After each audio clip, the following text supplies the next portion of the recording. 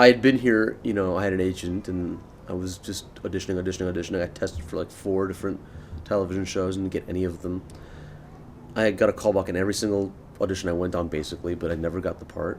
I had done one small two-line part on a TV show called The Standoff, and then just by blind audition luck and persistence and, you know, the sky and the world aligning, I got cast in my first film in 2007, and I've been making films ever since. What film is that? It's Avatar, James Cameron's movie.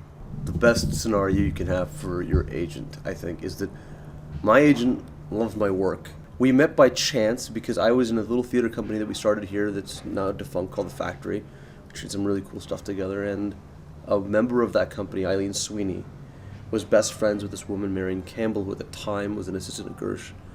And they had read a script I'd written, and they liked it, so she gave it to the lit department at Gersh, and they liked it a lot. And then she was like, well, you're an actor. I'm going to be an agent. I'd like to represent you. And so I was like, great. I don't have an agent. Sure. And so I had kind of the best of both worlds. I was sort of rep by all the prestige and power and access that agents like Gersh had, but I don't have the pressure of being a fully signed client by a major agent there who would say, yeah, you're not booking anything major, you're done. So I had someone who's invested with me while I learned the process of auditioning in Los Angeles, while I learned how to get better at what I was doing. Even though I was a decently trained actor, and I would say I was a gifted actor even at that age, auditioning is a totally different kind of art, especially given which town you're in and where you start. And Los Angeles is a very specific, I think, aesthetic. And you have to be clear about that so that you can produce in the room exactly what's expected of you and still be honest and still be true and still have the right energy and give the right energy to the people you're auditioning for. And it took me several years to learn that. I firmly believe this. Anyone that wants to work in this business and gives it enough time and effort will.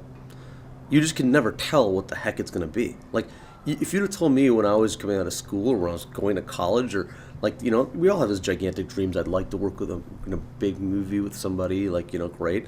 And they're so amorphous and not specific. Someone said your first movie and really your first major job in Los Angeles will be to work with James Cameron on his next movie. I would have thought you're crazy.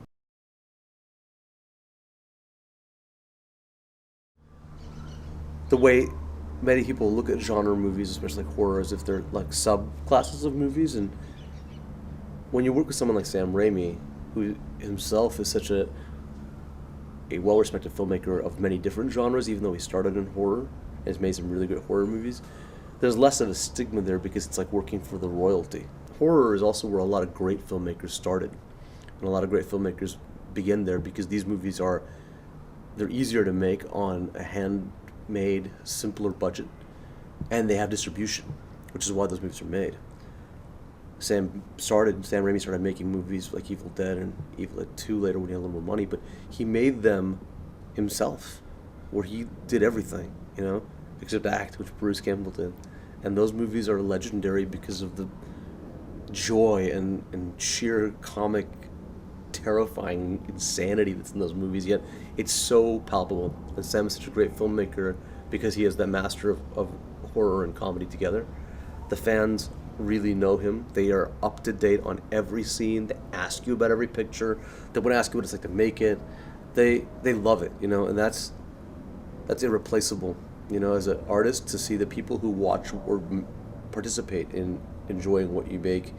If they're that educated and that participatory, you can't ask for any more than that, So Sam was very, very clear what the meaning of the scene was to us. But, there were, oh my God, the days shooting that were so long and the pieces were so intense. And Sam, he's like, the cup is rattling over here, and now a man is laughing over there, and now a spirit enters from here. And you just, you literally act while he was telling you, and you would do it together. And it was like, it was magical because you're all kind of being conducted by the director, which is beautiful. But at the same time, it's very demanding because you have to make that stuff very real when it's not real in the moment, It's added later, technically. And part of the difference in the process is that in theater you endeavor to build something that in the end is utterly perishable and is accomplished in the rehearsal room and then burned alive in front of the audience, right? Like it just perishes before their eyes. So you're loading the mechanism the entire time you're working, right? When you work with the director. and then the mechanism runs in front of the audience. And as I said, it's ephemeral, it goes away. This process is about capturing that ephemerality as you are making the material and working. You record it forever while you're doing it.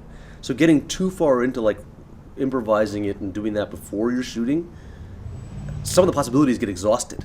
And their youth is lost on the young, they say, because young people don't know they're going to die. They don't cognize it.